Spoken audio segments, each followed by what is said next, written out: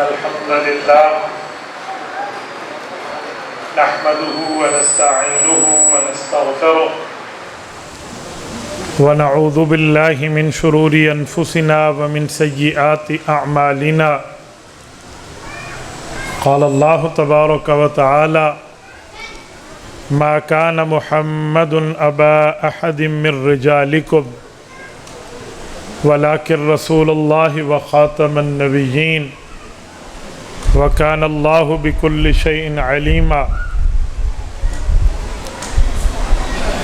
عن أبي هريرة رضي الله تعالى عنه قال قال رسول الله صلى الله عليه وسلم أنا آخر الأنبياء وأنتم آخر الأمم رواه الإمام الهمام البزار في مسنده صدق الله العظيم وبلغنا رسوله النبي الأمي الكريم ونحن على ذلك لمن الشاهدين والشاكرين والحمد لله رب العالمين.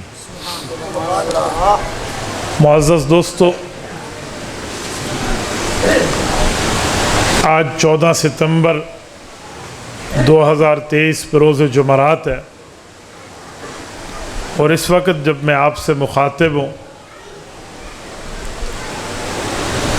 جمعیت علماء اسلام کے سینئر رہنما حضرت مولانا حافظ حمداللہ، ان پر ابھی قاتلانہ حملہ ہوا ہے کوئٹہ کے علاقہ مستونگ میں، اور وہ اپنے تقریباً 7 ساتھیوں سمیت زخمی ہیں.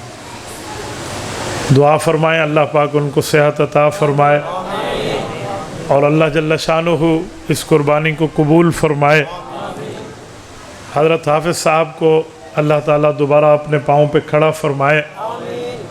ڈاکٹرز کے مطابق تو ان کی حالت خطرے سے باہر ہے، لیکن میں ارباب اقتدار، ارباب اختیار سے ایک بات کا سوال کرنے میں حق بجانب ہوں کہ آخر مسئلہ کیا ہے کہ جو جماعت دین اسلام کی خدمت کے ساتھ ساتھ ملک و قوم کی خدمت میں بھی پیش ہے، اور چترال کے فلک بوس چوٹیوں سے لے کر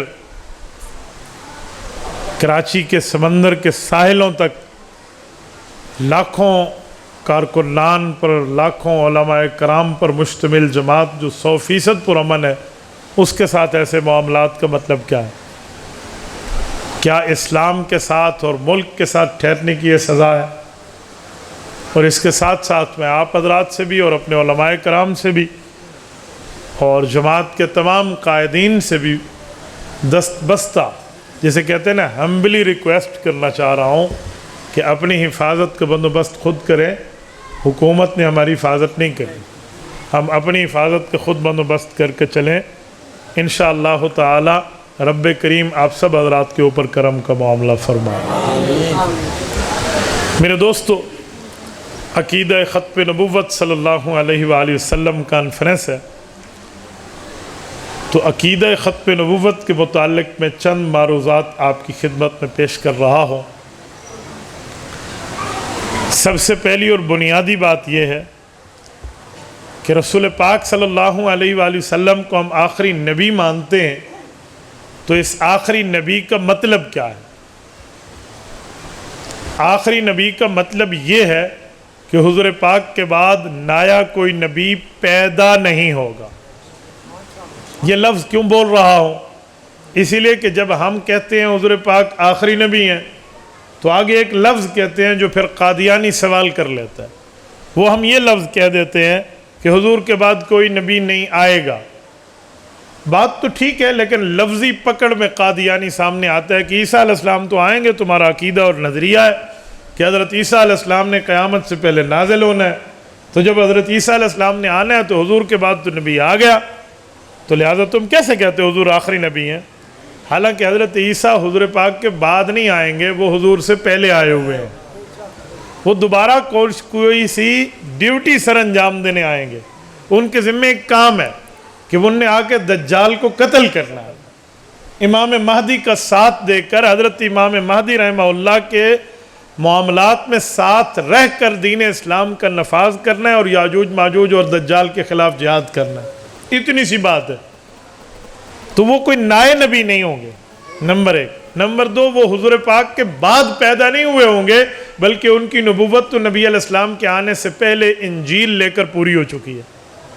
تو ہم یہ جملہ بولیں نا کہ حضور پاک علیہ السلام آخری نبی ہیں، حضور کے بعد کوئی نبی نہیں آئے گا، اس کے بجائے یوں کہہ دیں کہ حضور پاک علیہ السلام آخری نبی ہیں، نبی پاک کے بعد کوئی نبی پیدا نہیں ہوگا، تو سوال ہی پیدا نہیں ہوگا، اس پر سوال ہی نہیں ہو سکتا، تو معاملہ ٹھیک ہو جائے گا. تو اسی لیے لفظ بولنے میں بندہ اپنی معاملات کے سامنے رکھ کے بولے. تو جب رسول اللہ صلی اللہ علیہ وسلم آخری نبی ہیں، نبی پاک صلی اللہ علیہ وسلم کے بعد کوئی نبی پیدا نہیں ہوگا، تو اس بارے میں عقائد اور نظریات میں ہمارے پاس قرآن و سنت سے دلائل ہیں. میں چند دلیلیں آپ کی خدمت میں رکھتا ہوں، توجہ رکھنا تاکہ ہم اس جلسے سے اٹھیں تو ہمارا وقت قیمتی بنا ہوا ہو اور ہم یہاں سے کوئی پیغام لے کر جائیں. نبی پاک علیہ السلام آخری نبی ہیں، تو اس بارے میں قرآن کریم کو کھول لیتے ہیں. سورۃ البقرہ کا پہلا صفحہ کھول لو. اللہ تعالیٰ نے ختم نبوت کے لیے ایک آیت کی بات فرمائی ہے. فرمایا والذین یؤمنون بما انزل الیک وما انزل من قبلک وبالآخرۃ هم یوقنون. اللہ تعالیٰ فرماتے ہیں اے لوگو، صحابہ کرام کے ایمان کا معاملہ یہ ہے کہ یہ لوگ پچھلی کتابوں پر بھی ایمان لاتے ہیں، حضور پاک کی کتاب پر بھی ایمان لاتے ہیں، اور پھر قیامت پر ایمان لاتے ہیں. اس آیت کی تفسیر اٹھائیں تو مولانا مفتی محمد شفیع عثمانی رحمہ اللہ نے خاتم النبیین کامل میں اس آیت سے استدلال کرتے ہوئے لکھا ہے کہ اللہ نے ایمان لانے کی 3 چیزیں بیان فرمائی ہیں. پہلی کتابیں جو تورات ہے، زبور ہے، انجیل ہے، اس پر ایمان لانا. دوسری وجہ قرآن کریم پر ایمان لانا. اور تیسری وجہ قیامت پر ایمان لانا. فرمایا حضور پاک کے بعد اور قیامت سے پہلے کوئی نیا نبی آنا ہوتا، کوئی نئی کتاب آنی ہوتی، کوئی نبوت کا معاملہ قائم اور باقی ہوتا، تو اللہ فرماتے ہیں ایمان کی 4 وجہ ہیں. پہلی کتابوں پر ایمان لانے والی، دوسری قرآن پر، تیسری حضور پاک کے بعد نئی کتاب پر، چوتھی قیامت پر. اللہ نے یوں نہیں فرمایا بلکہ یوں فرمایا پہلی کتابیں، پھر قرآن، پھر قیامت. پتہ چلا قرآن کے بعد قیامت آئے گی، نئی کتاب نہیں آ سکتی. حضور پاک کے بعد قیامت آئے گی، نیا نبی نہیں آئے گا. حضور پاک کے بعد قیامت آئے گی، نئی شریعت نہیں آئے گی. تو یہ قرآن کریم کا پہلا صفحہ بتا رہا ہے. تو بہت آسان دلیل ہے، شرط یہ ہے کہ ہم ان دلائل کو یاد کرنے والے بن جائیں. اب توجہ رکھنا، میں آپ کو ایک بات سمجھانے لگا ہوں عقیدہ ختم نبوت کے حوالے سے. اگر عقیدہ ختم نبوت پر ہمارے نوجوانوں کو ہم بنیادی طور پہ دلائل سمجھا دیں تو کبھی بھی ہم قادیانیوں کے، مرزائیوں کے پروپیگنڈے میں نہیں آئیں گے. پتہ ہے یہ آج کل موبائل ہم سب کے پاس ہے، موبائل میں ہم نے آئی ڈیز بنائی ہوئی ہیں انٹرنیٹ پر، اور بعض اوقات مسلمان بندہ اپنی آئی ڈی سے قادیانیوں کی چیزیں شیئر کر لیتا ہے، اسے پتہ نہیں چلتا. میں آپ کو ان کی 2-4 نشانیاں بتاتا ہوں. ٹوپی بھی مسلمانوں کی طرح پہنیں گے، پگڑی بھی مسلمانوں کی طرح پہنیں گے، شکل بھی مسلمانوں کی طرح، داڑھی والی ان کی ہوگی، لیکن قادیانیوں کی نشانیاں سمجھ جائیں. سب سے پہلی اور بنیادی نشانی یہ ہے کہ وہ کسی نہ کسی ایسے معاملے میں بات کرتے ہیں جس کے ذریعے مسلمان کے ایمان پہ ڈاکہ پڑ جائے. مثلا قادیانی چاہتا ہے کہ حضور پاک علیہ السلام کی توہین کو ہم عام کر دیں، تو وہ جو توہین اور گستاخی کے جملے لکھے گا کبھی مسلمان اس کو آگے نہیں پھیلائے گا. لیکن وہ ایک کام کرتے ہیں، ہمارا عام مسلمان پھنس جاتا ہے. وہ حضور پاک کی گستاخی کے لفظ لکھ دیتے ہیں اور اوپر یوں کاٹا لگا کے لکھیں گے لعنت بھیج کر آگے شیئر کر دو. جو ہمارا مسلمان ہے، سادہ بندہ ہے، جس نے آئی ڈی رکھی ہے، وہ سمجھتے ہیں لعنت بھیج کر آگے پھیلاؤں گا تو ظاہری بات ہے قادیانیوں کے خلاف جائے گا. حالانکہ یوں نہیں ہے. جب لعنت بھیج کر آگے پھیلائیں گے تو حضور پاک کی گستاخی آگے شیئر ہو رہی ہوگی، نبی پاک علیہ السلام کی توہین کی چیز ہم آگے پھیلا رہے ہوں گے، اور وہ لعنتی اپنی بات میں کامیاب ہو جائے گا کہ وہ حضور پاک کی گستاخی کو عام کرتا ہے. تو اس کا حل کیا ہے؟ اب اس کا حل سنیں. حضور پاک صلی اللہ علیہ وسلم کے دور میں جب کافر، مشرک، دشمن، بے ایمان لوگ حضور پاک کی گستاخی کرتے تھے نا، تو صحابہ کرام حضور پاک کے گستاخ کا تو جو کام کرتے وہ تو پوری دنیا کو پتہ ہے، لیکن حضور پاک کی تعریف کو عام کرتے، گستاخی کو پاؤں کے تلے رکھتے. آج ہم بھی کہیں گستاخی کی پوسٹ دیکھیں، کہیں گستاخی کی آئی ڈی دیکھیں، کہیں گستاخی کا لفظ دیکھیں، ہم اس کو رپورٹ کر کے ڈیلیٹ کروائیں، نہ کہ ہم آگے شیئر کروائیں. بہت سی چیزیں ایسی ہوتی ہیں. بعض اوقات آخر وقت میں جا کے پتہ چلتا ہے کہ بندہ قادیانی ہے. معاملات سامنے نہیں ہوتے، معاملات اس حد تک آ جاتے ہیں کہ عام بندہ سمجھتے پتہ نہیں کیا معاملہ ہے. اب میں عقیدہ ختم نبوت کانفرنس میں ایک نقطہ مزید آپ کو سمجھانے لگا ہوں. ہمارے علماء کرام کہتے ہیں لوگوں حضور پاک آخری نبی ہیں. جو لوگ حضور پاک کو آخری نبی نہیں مانتے، ان قادیانیوں کی مصنوعات کا بائیکاٹ کرو. جو چیزیں انہوں نے بنائی ہیں دنیا میں بیچنی ہیں، جیسے شیزان ہے، شیزان کمپنی قادیانیوں کی ہے، ایسے اسٹیپلیزر میں ہے، ایسے کاٹن میں ہے، ایسے بہت سی چیزیں ہیں ان کی جو قادیانی مصنوعات ہیں، تو ان کا بائیکاٹ کرو. تو جو ہمارا مسلمان سادہ ہوتا ہے نا، وہ قادیانیوں کے دام تصویر کو نہیں جانتا، تو ہم سے ایک سوال کرتا ہے کہ یار ایک بات ہے، یہ موبائل بھی تو کسی کافر نے بنایا، یہ تو عیسائی یہودیوں نے بنایا، آپ ان کے بائیکاٹ کی بات تو نہیں کرتے، آپ قادیانیوں کے بائیکاٹ کی بات کرتے ہیں، کیا مطلب ہے؟ اب مسئلہ یہ ہے کہ وہ بنیادی فرق نہیں سمجھتا جو میں سمجھانے لگا ہوں. قادیانیوں میں اور دوسرے کافروں میں بہت بڑا فرق ہے. یہودی اور عیسائی مسلمان نہیں ہے لیکن سچے نبی کا پیروکار ہے. نہیں سمجھے؟ عیسائی کس نبی کے پیروکار ہیں؟ حضرت عیسیٰ علیہ السلام. حضرت عیسیٰ علیہ السلام سچے ہیں یا جھوٹے ہیں؟ سچے نبی ہیں. یہودی کس نبی کے پیروکار ہیں؟ حضرت موسیٰ علیہ السلام سچے ہیں یا جھوٹے ہیں؟ سچے ہیں. ان کے اوپر جو کتابیں اللہ نے نازل کی تھی وہ اللہ کی کتاب تھی یا نہیں تھی؟ اللہ کی کتاب تھی. تو وہ سچے نبی کے پیروکار ہیں. وہ صرف اس وجہ سے غیر مسلم ہے کہ پہلے سچے کو مانا ہے، آخری سچے کو نہیں مانا، حضور علیہ السلام. لیکن قادیانیوں کا معاملہ اس سے اور ہے.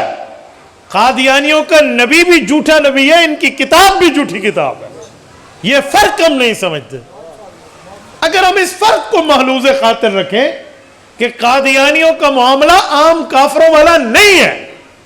دیکھو پاکستان میں ہندو ہیں، ہماری لڑائی ہوتی ہے ان سے، کیا ہم نے ان سے پھڈا ڈالا ہوا ہے؟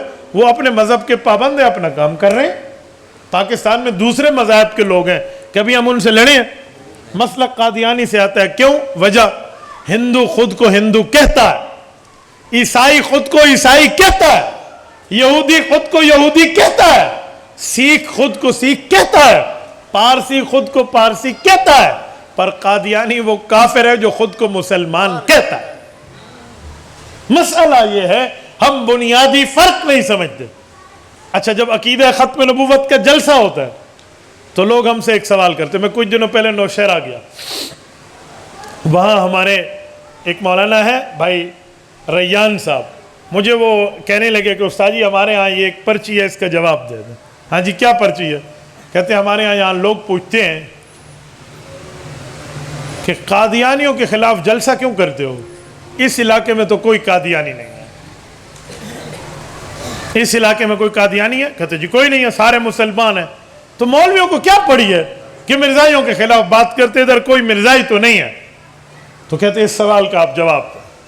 تو جب میرا بیان شروع ہو تو میں نے وہی پرچی سامنے رکھ کے لوگوں سے پوچھا. میں نے کہا بھائیو مجھے ایک بات بتاؤ، ادھر اذان کے منکر کتنے ہیں جو کہتے ہیں ہم اذان نہیں مانتے؟ انہوں نے کہا ہماری بستی میں تو سارے لوگ اذان مانتے ہیں. میں نے کہا پھر اذان دینا چھوڑ دو. نہیں سمجھے؟ اذان کوئی نہیں انکار کرتا، اذان چھوڑ دو.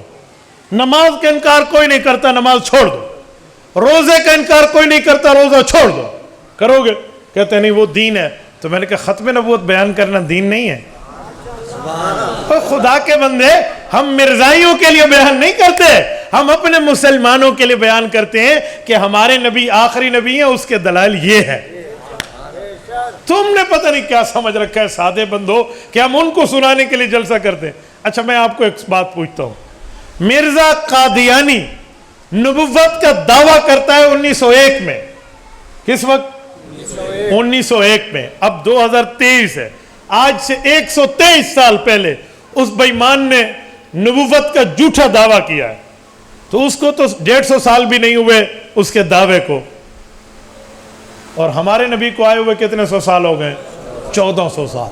اب 15ویں صدی شروع ہے. اگر قادیانیوں کے لیے ختم نبوت تھی تو پھر پہلے بیان نہیں کرنی چاہیے تھی مرزا سے پہلے, حالانکہ مرزا سے پہلے بیان ہوتی آ رہی ہے. تو یہ مرزائیوں کے ضد میں ہم بیان نہیں کرتے, ہم آخری نبی کے امتی ہیں, اپنے نبی کا کردار سنانے کے لیے بیان کرتے ہیں. یہ میں غلط فہمیوں اور پروپیگنڈے کو توڑ رہا ہوں, اس لیے کہ لوگوں کے دماغ میں خیال آئے گا شاید میرے یہاں جانے کے بعد کوئی ہمارے میزبانوں سے پوچھے اتھا کوئی مرزائی ہے؟ اجی کوئی نہیں. تو کیوں سڈاوے مولوی کو ختم نبوت کانفرنس کرن, ایک مرزائی کوئی نہیں, خواہ مخواتے ہی میں مولوی آ کے گڑدھال پاتا ہوا, کوئی کیسے کہہ دے. تو میں ایک بات پوچھتا ہوں, بھائی بھال اور مرزائیاں دے سر کو, اسا تو مسلمان ہے, اسا اپنے نبی دی گال نہ سنو, ہم اپنے نبی کا کردار سننے کے لیے. جب آج مسئلہ یہ ہے کہ ہم جلسہ اس لیے کرتے ہیں اس کو سناؤ, اس کو سناؤ, اس کو سناؤ. بھئی جلسہ اس لیے کرو کہ خود کو سناؤ. جلسے کی بنیاد اس لیے ہو, بیان کی بنیاد اس لیے ہو کہ خود کو سناؤ. جب یہاں سے ہم اٹھے تو ہم اس بنیاد پہ اٹھے کہ ہم آخری نبی کے امتی ہیں اور اس کے دلائل یہ ہیں. تو میرے دوستو, اب قادیانی اس وقت انٹرنیٹ پر بیٹھا ہے, یوٹیوب پر بیٹھا ہے, فیس بک پر بیٹھا ہے, tune.pk پر, ٹویٹر پر, انسٹاگرام پر, ٹک ٹاک پر, جتنی آئیڈیز ہیں اور جتنے سوشل میڈیا کے پلیٹ فارمز ہیں, ان سب کے اوپر قادیانی بیٹھے ہیں. آپ مسلمان ہیں, میں آپ کی غیرت پہ دستک دیتے ہوئے ایک جملہ کہتا ہوں, ایمان سے بتاؤ. ہم پیکج بھی کراتے ہیں, ہم پیسے بھی لگاتے ہیں, ہم آئیڈیز بھی بناتے ہیں, ہم سوشل میڈیا پہ آئیڈیز بنا کر ڈیٹا آن کر کے چلتے ہیں. مجھے بتائیں پورے دن میں جو ہمارا ڈیٹا استعمال ہوتا ہے یہ اللہ کے دین کے لیے کتنا ہوتا ہے اور 2 نمبر چیزوں کے لیے کتنا ہوتا ہے؟ رات کو سوتے وقت ذرا اندازہ لگا لیا کرو کہ آج پورے دن میں میرے موبائل کا ڈیٹا چلا ہے, اس پہ کتنے ایم بیز اور کتنی جی بیز چلی ہیں حضور پاک کے لیے, اللہ کے لیے, نبی کے صحابہ کے لیے, اہل بیت کے لیے, علماء فقہاء اور دینداری کے لیے یا دنیا داری کے لیے. آپ فیصلہ کر لیا. ناراض نہ ہونا, آج ہم وہ لوگ ہیں, ہم فیس بک کے اوپر سردار اور پٹھان کے لطیفے شیئر کریں گے. سردار ان آخیا تے پٹھان ان جواب دیتے ہیں. بھائی ہم اس لیے مسلمان ہیں, یہ اللہ کو جواب دیں گے. اور کوئی بندہ گانے شیئر کرے گا, کوئی فلم شیئر کرے گا, کوئی خواتین نامحرم کی تصویریں شیئر کرے گا, اور اللہ معاف کرے کسی کا داؤ چلے تو کسی کی ماں بہن بیٹی کی کوئی ویڈیو بنا کے اس کو بلیک میل کرے گا. کیا جواب دیں گے اللہ کو؟ کیا جواب ہوگا؟ مائیں بہنیں اور عزتیں سب کی سانجھی ہوتی ہیں. اگر آپ کی بہن بہن ہے تو میری بہن بھی تو بہن ہے نا. اگر آپ کی اماں قابل احترام ہے تو میری اماں بھی تو قابل احترام ہے. اگر آپ کی بیٹی قابل احترام ہے تو ہماری بیٹیاں بھی تو قابل احترام ہے. آج ہم ایک دوسرے کی بیٹیوں کی عزتیں یہاں اچھالیں, ہم ان کی تصویروں کے اوپر کوئی 2 نمبریوں کے معاملات کریں, کوئی ویڈیوز کی بات کریں, بتائیں ہم اللہ کو کیا جواب دیں گے؟ اور سنو, یہ جو ہاتھ ہے یہ فیس بک پہ استعمال ہوتا ہے, یوٹیوب پہ ہوتا ہے. میں آپ کو مثال دے رہا ہوں. مثلا یہ لاک لگا, ہم نے اس کو یوں کیا اور یہ کھل گیا, یہ تھمب کا لاک ہے. انگوٹھا لگا ہے, فوراً چل گیا. میرا ایک سوال ہے, یہ جو قرآن کریم میں اللہ نے انگلیوں کی بات کی ہے, ہاتھ کی بات کی ہے, وہ کس لیے کی ہے آپ کو پتہ ہے؟ سورۃ قیامہ رکوع نمبر 1 رب کریم کیا فرما رہے ہیں؟ اللہ تعالیٰ فرماتے ہیں بلا قادرین علی ان نسوی بنانا. فرمایا بلا قادرین علی ان نسوی بنانا, اے لوگو تمہارا رب اس بات پہ قادر ہے کہ تمہیں فنگر پرنٹ بھی قیامت میں لوٹا کے دے گا. بنانا اسے کہتے ہیں پورا, یہ کچھ طرح کی جاتی ہیں ڈوڈنا, یہ جو ہمارے ہاتھ پہ ہے, یہ انگلی میں. رب فرماتے ہیں اس پہ لگا ہوا فنگر پرنٹس بھی واپس کروں گا. یہ اللہ نے 1400 سال پہلے فنگر پرنٹس کی بات فرمائی ہے جب دنیا فنگر پرنٹ کو جانتی نہیں تھی. سائنس نے اس کے اوپر ریسرچ کر کے فنگر پرنٹ ایجاد کیا ہے. آج دنیا کے ایک بندے کا فنگر پرنٹ دوسرے بندے سے نہیں ملتا. خالق کائنات نے اس حد تک اس کو سکیور بنایا ہے. توجہ رکھنا, جب اللہ تعالیٰ نے اس طرح بنایا ہے، اور آج ہم یہی ہاتھ، یہی انگلی، یہی فنگر پرنٹ 2 نمبر طریقے پہ استعمال کریں گے۔ میرے بھائیوں بتاؤ، کل قیامت میں جو رب فرماتا ہے کہ میں تمہارے فنگر پرنٹس واپس کروں گا، اس کا کیا مطلب ہے؟ اے جیرا مکالا ای ملا اسی اللہ دا حساب گھنسی، یہ مراد ہے کہ تمہارے ہاتھوں نے جو کیا ہوگا، تو مجھے بتائیں جو ہمارے ہاتھوں نے جو کچھ کیا ہے اللہ اس کا حساب لے گا۔ اگر ہم ان ہاتھوں سے روزانہ ختم نبوت کی پوسٹ شیئر کریں، ان ہاتھوں سے اپنے سوشل میڈیا پر عظمت صحابہ کے لیے کام کریں، عظمت اہل بیت کے لیے کام کریں، اللہ کے دین کے لیے کام کریں، اور رسول اللہ کی ختم نبوت کے تحفظ کے لیے کریں، مجھے ایمان سے بتاؤ کل قیامت میں بدلہ ملے گا، اجر ملے گا یا نہیں ملے گا؟ آج ہمارے ہاں تو یہ حال ہے، آج ہمارے ہاں معلومات تک نہیں ہے ہمیں، آج عقیدہ ختم نبوت کی کانفرنس میں ہم جمع ہیں۔ تو ایک بات ذہن میں رکھو میرے دوستو، رسالت مآب علیہ السلام کی ختم نبوت کا تحفظ کریں گے تو اس ترتیب پہ کریں گے کہ ہمارے ہاتھ بھی کل قیامت میں اللہ کے رسول کے لیے گواہی دے۔ اچھا میں ایک جملہ مزید کہتا ہوں، یہ جو زبان ہے، جس کے پاس آج زبان کی طاقت ہو تو وہ اس بندے پر حاوی ہو جاتا ہے جس کے پاس زبان کی طاقت نہیں ہوتی، وہ اس پہ چڑھ جوڑتا ہے۔ لیکن ایک توجہ رکھنا، اللہ فرماتے ہیں قیامت میں میں تمہاری زبان بند کر دوں گا۔ سورۃ یاسین جو آپ اور ہم دونوں پڑھ رہے ہیں، آپ اٹھائیے سورت کا 4تھا رکوع، الیوم نختم علی افواہہم، تمہارے زبان کو اللہ فرماتے ہیں مہر لگا کے بند کر دیں گے۔ جب زبان ہی بند ہو جائے گی، بندہ جو گونگا ہو جائے تو کیا جواب دے گا؟ حساب کتاب کیا ہوگا؟ جب زبان ہی بند ہے تو بتائیں گے کیسے اللہ نماز پڑھی تھی یا گناہ کیا تھا؟ جب زبان ہی بند ہے تو اللہ سے شیئر کیسے کریں گے کہ اللہ نیکی کی تھی یا غلطی کی تھی؟ تو رب فرماتے ہیں میں خالق کو، میرے پاس ساری ترتیبیں ہیں۔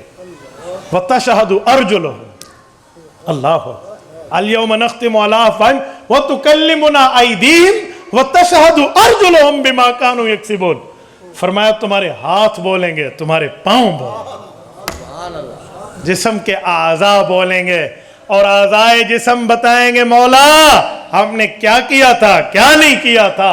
جسم کے ایک ایک عضو جس سے رب چاہے گا وہ اللہ سے کلام کرے گا کہ میرے اللہ یہ اعضاء نے یہ کام کیے تھے۔ تو آج ہم یہاں ختم نبوت کے جلسے میں بیٹھے ہیں، ہمیں چاہیے ہم ان ہاتھوں سے اپنی آئیڈیز کو جو چلاتے ہیں تو خدا کے لیے ایسے چلائیں کہ یہ قیامت میں اگر ہاتھوں کی گواہی آئے تو تاج و تخت ختم نبوت زندہ باد آئے۔ یوں کریں۔ جن دوستوں نے ختم نبوت کے اشتہار لگائے ہیں ابھی اس عقیدے کے لیے مجمع کو جمع کیا، جس نے اشتہار چھپوائے ہیں، جس نے دعوت دی ہے، وہ ایک ایک بندہ رسول اللہ صلی اللہ علیہ وسلم کے دفاع میں خود کو منسوب سمجھے گا۔ کیوں اس نے کام کیا؟ حضرت علامہ انور شاہ کشمیری رحمۃ اللہ علیہ عقیدہ ختم نبوت کی جنگ لڑنے ہندوستان سے بہاولپور آئے تھے۔ 1932 کی بات کر رہا ہوں، 1932 کی فروری کا آخری جمعہ حضرت نے جامع مسجد صادق بہاولپور میں پڑھایا تھا، حالانکہ شدید بیمار تھے، اور اسی سفر سے واپسی پہ ان کا انتقال ہو گیا تھا، اور جاتے ہوئے کہا تھا کہ میں ایک بہن کی دعوت پر آیا ہوں عقیدہ ختم نبوت کے لیے، جس کا نکاح ایک مرزائی سے ہو گیا ہے، اور اس عورت نے عدالت میں دعویٰ کیا ہے کہ میں مسلمان خاتون ہوں، میں کسی مرزائی کے نکاح میں نہیں جانا چاہتی۔ اس کے لیے آئے تھے اور عدالت میں دلائل دی، عدالت نے دلائل سنے۔ کوئی 10 سال سے کیس چل رہا تھا، یہ اس کی آخری ہیئرنگ چل رہی تھی، آخری سماعتیں تھیں۔ تو حضرت نے جاتے ہوئے بہاولپور کے نواب تھے نا، نواب محمد صادق رحمۃ اللہ علیہ، انہوں نے شکریہ ادا کیا تو کہا میرا شکریہ یہ ہے محمد صادق اگر زندہ رہا تو یہ فیصلہ خود سننے آؤں گا، اور اگر دنیا سے چلا جاؤں تو اس فیصلے کو میری قبر پہ سنا دینا۔ اور حضرت دنیا سے رخصت ہو گئے تھے، اس سید زادے کی قبر پہ نواب صادق صاحب بہاولپور سے ڈھابیل گئے، اور وہاں پہ جا کے ان کی قبر پہ ٹھہر کے انہوں نے وہ فیصلہ سنایا۔ یہ ہے عقیدہ ختم نبوت کے لیے کام۔ یہ آج نام حضرت عطا اللہ شاہ بخاری کا آپ کی مسجد میں لکھا ہے، اس سے دنیا واقف نہیں ہے یہ کون شخصیت ہے۔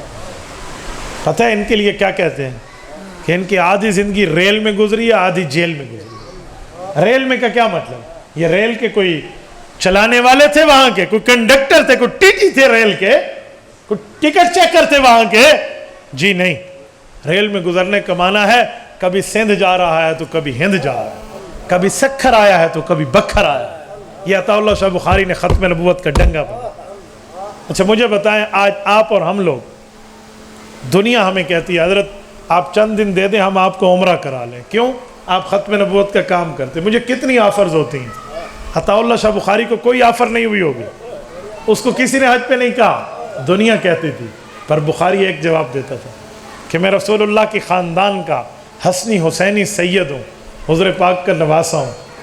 آج مرزا قادیانی کی ذریت میرے ملک میں عقیدہ ختم نبوت کو بھونک رہی ہے، اور میں حضور پاک کے پاس تب جاؤں جب ان لوگوں کے اوپر فتح حاصل کروں، اور وہاں جاؤں تو اپنے نانا کو یہ کہہ سکوں، نانا جان میں آپ کے ختم نبوت کا کام کر کے آیا ہوں، یہ کیا پاؤں؟ تو کہا ایسے میں کیسے جاؤں؟ پوری زندگی نہیں گئے. شدید خواہش کے باوجود حضرت نہیں جا سکے کہ حضور کو کیا منہ دکھاؤں گا جا کر کہ مرزائی کتے یا ختم نبوت کو پڑے ہوئے ہیں.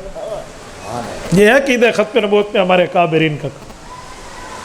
حیران ہو جاتا ہے بندہ. حضرت عطا اللہ شاہ بخاری رحمۃ اللہ تعالی علیہ، ایک نام آج بھی ان کا نام آئے نا تو جسم میں ایک جذبہ اٹھ پڑتا ہے.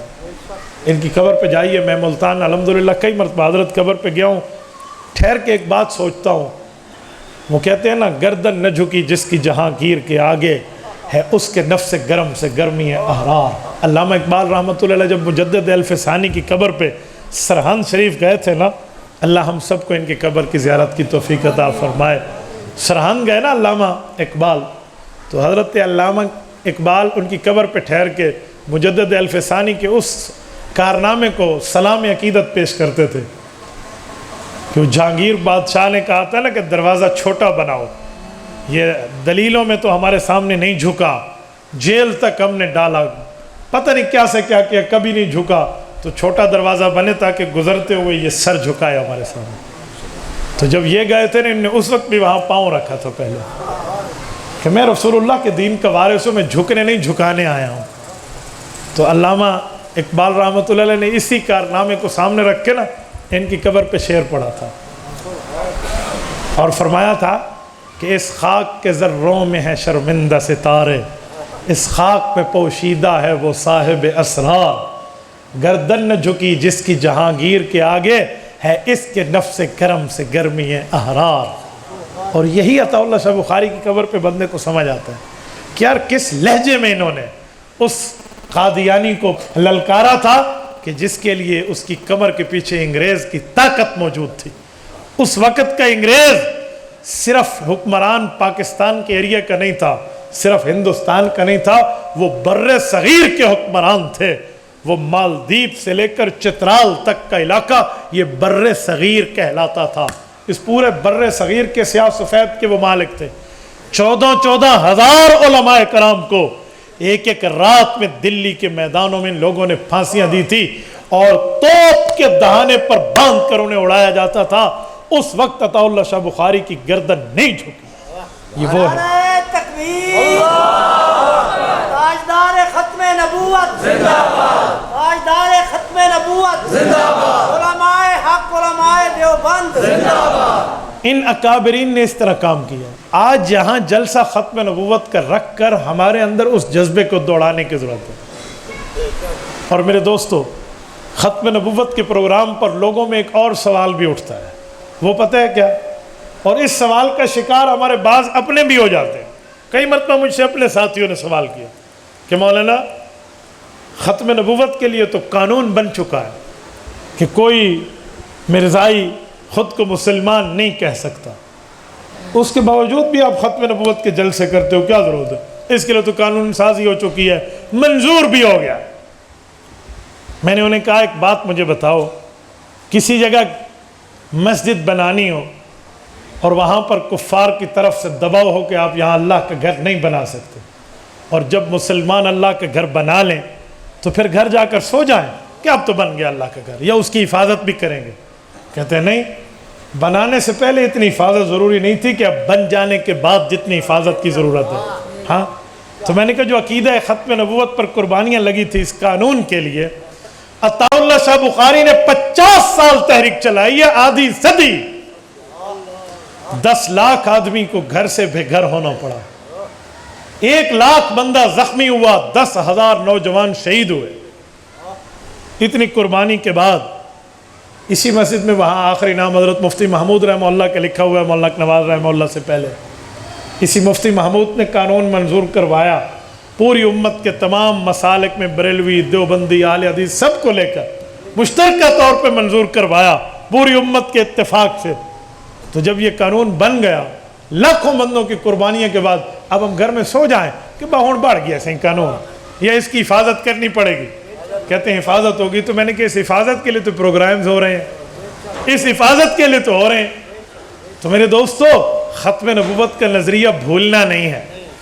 عقیدہ ختم نبوت وہ عقیدہ ہے جیسے پورے جسم میں دل ہے، ہاتھ کٹ جائے، انگلی کٹ جائے، پاؤں کٹ جائے، کان کٹ جائے، زبان کٹ جائے، آنکھ نکل آئے، بندہ زندہ رہتا ہے، معذور ہوتا ہے لیکن زندہ ہوتا ہے. اور دل کا ایک ٹکڑا کٹ جائے تو بندہ مر جائے گا، چاہے آنکھ، کان، ناک، ہاتھ، پاؤں سلامت ہو. عقیدہ ختم نبوت ہل گیا، پورا اسلام کی عمارت ہل گئی، پوری اسلام کی عمارت متزلزل ہو جائے گی. تو میرے دوستو، اسی لیے عقیدہ ختم نبوت کا تحفظ ضروری ہے، اور عقیدہ ختم نبوت کے اوپر بندہ اپنا تن من دھن لگائے. اور میں ایک بات آپ کو مزید سمجھانے لگا ہوں. ایک شاعر تھے جس کا نام تھا اختر شیرانی. وہ کہتے ہیں ان کے سامنے شراب کے جام آتے نا، وہ شراب پیا کرتا تھا، اور شراب کے جام پی کر نا اس کے بعد مشاعرہ پڑھتا تھا. ایک دن مشاعرہ پڑھ رہا ہے اور جام کے جام چل رہے ہیں، اور نشے میں بالکل وہ ہائی پیک پر پہنچ گیا. تو لوگوں نے اس سے سوالات کیے، مختلف سوال ہوئے، تو وہ ہر سوال کا الٹا جواب دیتا تھا. تو کہتے ہیں مشاعرے میں ایک قادیانی بھی بیٹھا تھا، تو اس نے کہا ویسے نشے میں ہے، کیوں نہ میں اس کے ایمان پہ ڈاکہ ڈالوں. داڑھی بھی کاٹتا تھا وہ شاعر، پتہ نہیں کبھی نماز پڑھی کبھی نہ پڑھی، عام جیسے گناہگاری بندے کے معاملات ہوتے، اللہ محفوظ رکھے. تو اس نے کہا چلو اس کے ایمان پہ بھی ڈاکہ لگا. تو اس نے اٹھ کے سوال کیا تاکہ میں دیکھوں کہ نشے میں ہے، تو پھر اس سے اصلی سوال پوچھوں، اصلی داؤ اور اصلی وار کروں. تو اس نے پہلا سوال پوچھا، اختر تو بڑا شاعر ہے، واہ واہ ہے، شیرانی یہ بتا، اختر شیرانی نا،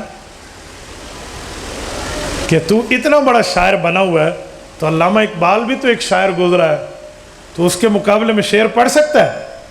تو یہ تو نشے میں تھا. اس نے کہا جاؤ جا، اقبال تو میرا تکیہ اٹھا کر میرے پیچھے چلے، سمجھے؟ اقبال تو میری خدمت کرے، نوکر بن کے چلے. میں اقبال سے بہت اوپر ہوں. تو مرزائی سمجھ گیا کہ باقی نشے. انہوں نے پھر دوسرا سوال، انہوں نے کہ اقبال سے 1 صدی پہلے شاعر گزرا ہے، بر صغیر کا نام اور پہچان، مرزا اسد اللہ خان غالب، بہت بڑا شاعر ہے.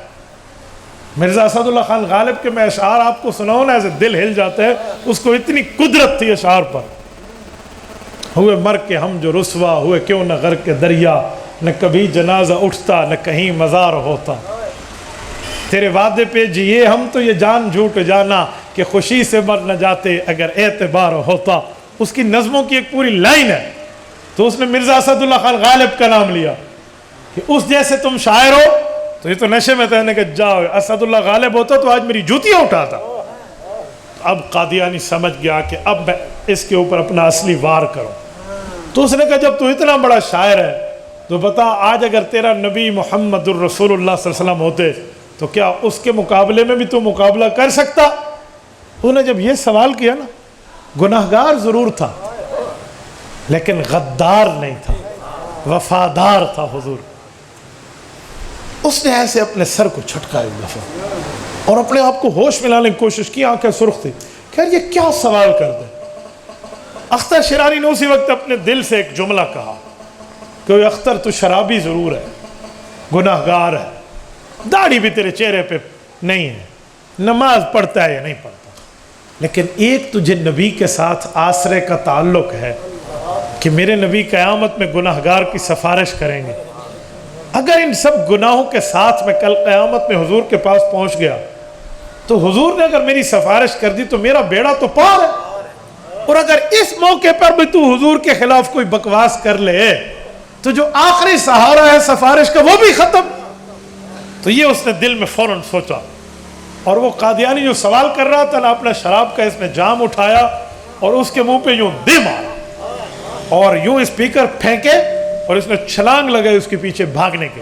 وہ آگے دوڑ رہا تھا، پیچھے دوڑ رہا، اور اسی جلسہ گاہ میں جا کے اس نے اس کو دبوچ لیا اور اسے مارتے جا رہا ہے اور اسے کہتے ہوئے لانتی میں گناہگار ضرور ہوں، خطا کار ضرور ہوں، دنیا دار ہوں، میں کوئی مولوی حافظ عالم نہیں ہوں، لیکن نبی پاک صلی اللہ علیہ وسلم کی سفارش کا امیدوار ہوں، میں اللہ تعالیٰ کی رحمت کا امیدوار ہوں. یہ ایک ہی تعلق ہے میرا حضور کے ساتھ. تو ظالم اس تعلق کو بھی ختم کرنا چاہتا ہے، اختر شیرانی کے پاس بچے گا کیا؟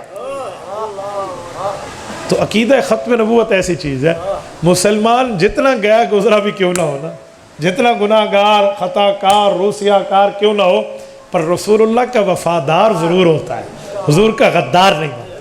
تو میرے دوستو، آج ہم بھی اپنے گھروں میں اپنے بچوں کو، اپنی بچیوں کو، اپنی بیویوں کو، بیٹیوں کو، بہنوں کو، اپنی والداؤں کو یہ بیٹھ کر سمجھائیں اور بتائیں کہ ہم جس جلسے میں گئے ہیں اس جلسے کا نام عقیدہ ختم نبوت کا جلسہ ہے. اور ختم نبوت یہ ہے کہ ہمارے نبی پاک علیہ السلام پر قرآن کی آیت اتری. رب نے فرمایا ایمان 3 چیزوں کا نام ہے، پچھلی کتابوں کو مانو، قرآن کو مانو، وَبِالْآخِرَةِ هُمْ يُوقِنُونَ، اور قیامت کو مانو. اللہ نے حضور کے بعد قیامت آنے کی بات کی ہے، نیا نبی آنے کی بات نہیں کی. اور پھر انہیں بتائیں کہ ہمارے نبی پاک علیہ السلام نے اپنی حدیث میں ہمیں یہ بات ارشاد فرمائی ہے. حضرت ابو ہریرہ فرماتے ہیں سرکار دو عالم صلی اللہ علیہ وسلم نے فرمایا انا آخر الانبیاء وانتم آخر الامم. لوگو، مجھ محمد الرسول اللہ صلی اللہ علیہ وسلم کے بعد نیا نبی نہیں آئے گا اور تم امت محمدیہ کے بعد نئی امت نہیں آئے گی. یہ دلائل ہم سمجھیں، یہ دلائل یاد کریں، اس دلائل کو ازبر کریں، ان دلائل کو دہرائیں. تو خدا کی قسم وہ وقت دور نہیں ہے جس وقت ہم عقیدہ ختم نبوت کے لیے نوجوانوں کو بیدار کر لیں. لیکن شرط یہ ہے ہماری قوم کا نوجوان غیرت کے ساتھ، ہماری قوم کا نوجوان اسلامی حمیت کے ساتھ اس عقیدے اور نظریے پہ چلے. سنیے، ابھی مہینہ ستمبر کا ہے، آج 14 ستمبر ہے. ٹھیک آج سے 7 دن پہلے 7 ستمبر گزرا ہے. 7 ستمبر 2023 بروز جمعرات گزری ہے.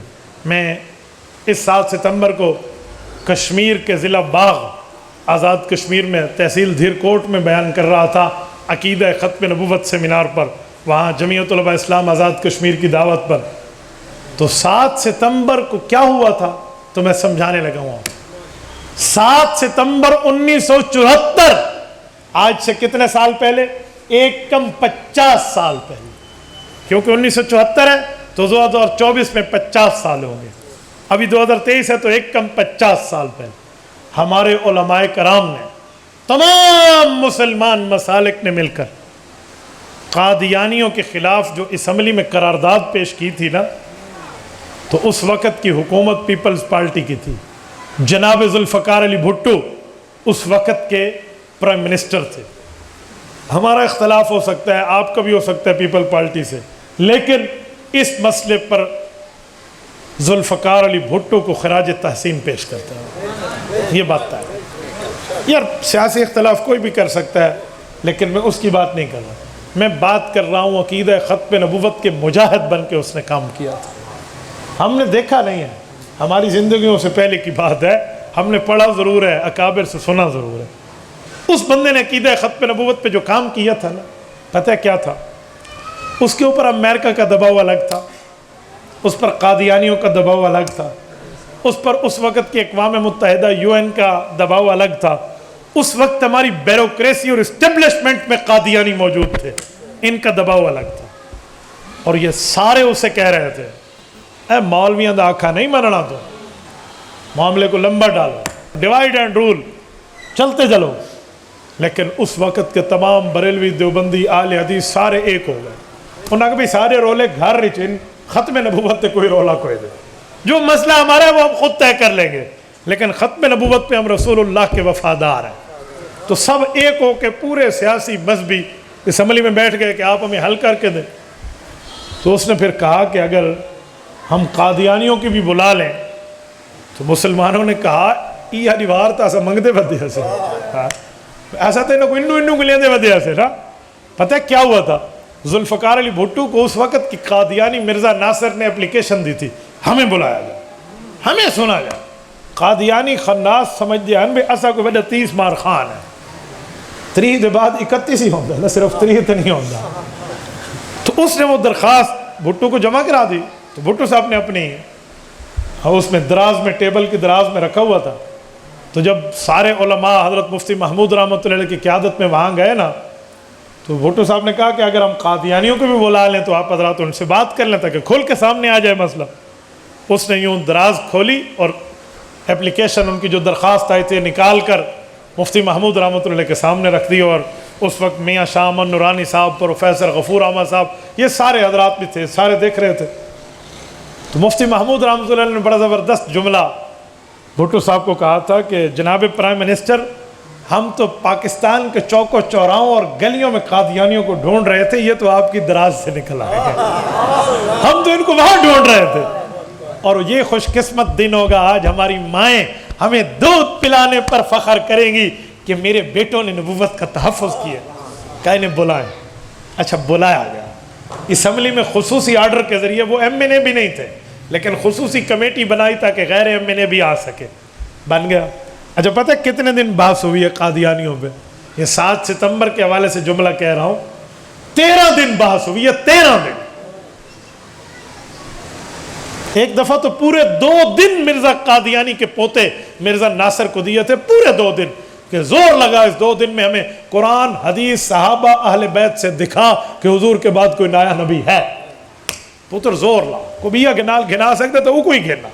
تو یہ پوری جماعت کے ساتھ آئے تھے، اور اس وقت جب یہ آئے نا تو اسمبلی کے لوگ جو سادے لوگ تھے نا، تو ان نے اس کو دیکھا نا، ہمارے علماء کوئی ٹوپی میں کوئی پگڑی میں، تو قادیانی بڑی تیاری سے آئے تھے، سر کے اوپر پگڑی، ادھر جبہ، حمائل شریف لگایا ہوا، کلمہ شریف کی پٹی ماتھے پہ باندھی ہوئی، اور اللہ کا نام آئے تو یوں ہاتھ باندھ کے کہیں جل جلالہ، حضور علیہ السلام کا نام آئے تو یوں جھوم کے کہیں صلی اللہ علیہ وآلہ وسلم۔ اسمبلی کے لوگ سوچنے لگے بے مفتی محمود صاحب ساکو انہا کو کافر رکھویں دیں، دیکھو شودیاں دیکھ منہ تے کیڑا نور ہے، وہ نور نہیں سور ہے، تو وہ تو فرق ہوتا ہے نا۔ تو مفتی صاحب فرماتے تھے، حضرت مولانا علاؤالدین صاحب کو اللہ پاک رحمت فرمائے، ڈیرہ اسماعیل خان کے ہمارے شیخ الحدیث، وہ فرماتے تھے، ہمارے عظیم مجاہد صاحب رحمت اللہ علیہ بتاتے تھے کہ مفتی صاحب جب ڈی اے خان آئے نا تو روتے تھے، یہاں ہم سے دعا کراتے تھے کہ یار اسمبلی کے لوگ دین کا علم نہیں رکھتے، وہ شکل دیکھ کے کہیں متاثر نہ ہو جائیں کہ اے تو چنگے مسلمان بیٹھے، دعا کرو اللہ ان کا کفر واضح کرائے۔ تو کہتے ہیں دنیا جہان کے تمام علماء کرام مساجد میں بیٹھ کر، خانقاہوں میں بیٹھ کر اور مدرسوں میں بیٹھ کر دعائیں کر رہے تھے کہ اللہ اسلام کو فتح دے۔ تو ادھر شروع میں تو لوگ بڑے حیران ہوئے، بڑے نیک دے پترے نے تو بڑے کو چنگی ماں دے بالن، لیکن جس وقت ان کے حوالہ جات سامنے دکھائے نا انہیں کہ مرزا قادیانی آدھے مائیں نبیاں میرے 4 صحابین جنہاں کو خلفاء راشدین آدھیں، زالیاں میرے کو ازواج مطہرات آدھیں، یہ میں حضور علیہ السلام دے نعوذ باللہ حضرت حسن حسین ڈوترین میرے ڈوترین، وہ بیمان پوری ترتیب پڑھتا ہے مرزا نا، یہ پوری ترتیب ان کو بتائی گئی کہ مرزا تو اپنے صحابہ بنائے ہوئے، اپنے اہل بیت بنائے ہوئے، اپنے خلفاء راشدین اور اپنے عشرہ مبشرات نے بنا رکھے۔ اور پھر ایک حوالہ مفتی محمود رحمۃ اللہ نے پیش کیا نا جو فیصلہ کن حوالہ ثابت ہوا، مرزے کی کتاب اٹھا کے دکھائی کہ لوگوں تم مرزے کو نبی مانتے ہو؟ تو جتنے مسلمان بیٹھے تھے لوگ نہ آسا تھا حضور صحیح کو منے نہیں، ہم مرزے کو نہیں مانتے۔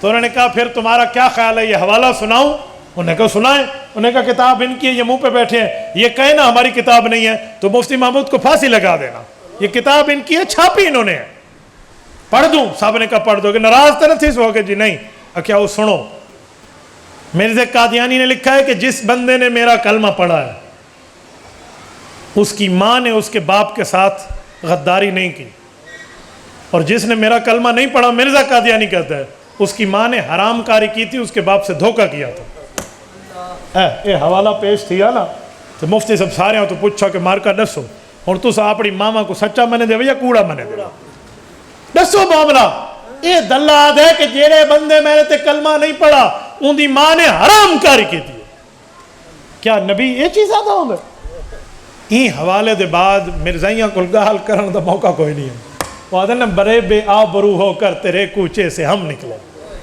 تو یہ مرزائی وہاں سے ذلیل ہو کر نکلے اور پھر قانون بن گیا 7 ستمبر 1974 کا دن وہ یادگار دن ہے جس دن پاکستان کی اسمبلی نے قانون اسلام پر دستخط کیے اور اسلام جیت گیا اور کفر ہار گیا یہ ہمیں اپنی تاریخ بھی تو یاد ہونی چاہیے نا کیا ہم عقیدہ ختم نبوت کی بات کیا کرتے ہیں جن لوگوں نے 1974 کا زمانہ دیکھا ہے یہ بزرگ یہ سفید ریش ہمارے لوگ جانتے ہیں کہ یہ اس وقت ہوا کیا تھا تو آج ہمیں نوجوانوں کو بتانی چاہیے کہ اس پر ہمارے سیاسی علماء کی جمعیت علماء اسلام کی اس پر قربانیاں کیا ہیں اس پر کردار کیا ہے اس پر ان لوگوں کی پوری ترتیب ہے میرے دوستو اسی لیے اپنے علماء سے جڑیں اپنے علماء کرام کے دستے بازو بنیں علماء کرام کے معاملات کو مضبوط رکھیں یہ آپ کی دنیا کا تحفظ بھی کریں گے انشاءاللہ دین کا تحفظ بھی کریں گے اقول قولی ھذا واستغفر اللہ وآخر دعوانا ان الحمدللہ رب العالمین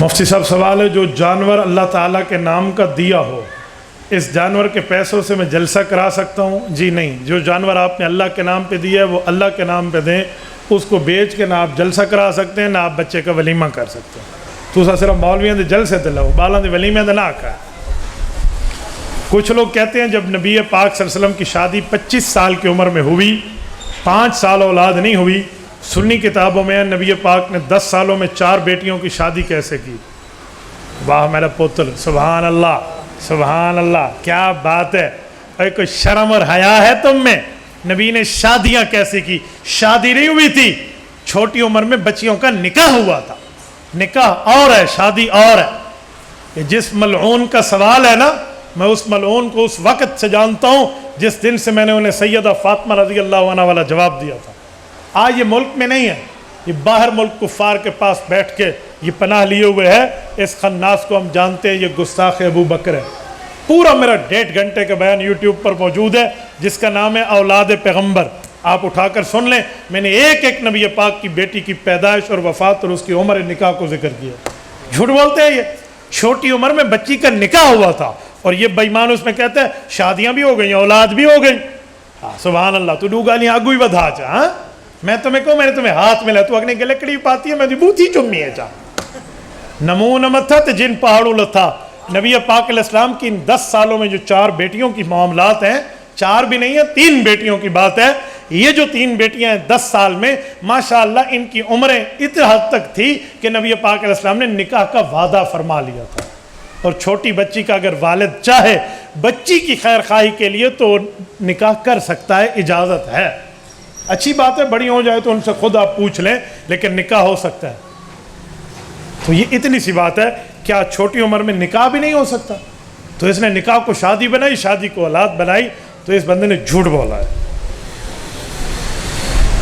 مفتی صاحب کچھ دیوبند کے لوگ جنازے کے بعد دعا کرتے ہیں کیسا ہے بھائی جنازے کے بعد جو دعا ثابت ہے وہ قبر پہ ثابت ہے حضور علیہ الصلوۃ والسلام نے قبر پہ جا کر دعا مانگی ہے ہم حضور کی ترتیب پر وہاں جا کر دعا کے قائل ہیں جنازہ پڑھیں گے پھر تدفین کریں گے تدفین کے بعد دعا مانگیں گے جو آپ علیہ السلام کی ترتیب ہے مفتی صاحب جو پیش امام گستاخ صحابہ کا اعلان کرے اس کے بارے میں بتا دیں اگر اس بندے کو یقین سے پتہ ہے کہ فلاں بندہ صحابہ اور اہل بیت کا گستاخ ہے اس کے باوجود یہ کام کرتے ہیں تو اس کے لیے مسجد کی کمیٹی کو بٹھا لیا جائے اور ان سے پوچھ لیا جائے دودھ اور پانی ہو جائے گا جزاکم اللہ تعالی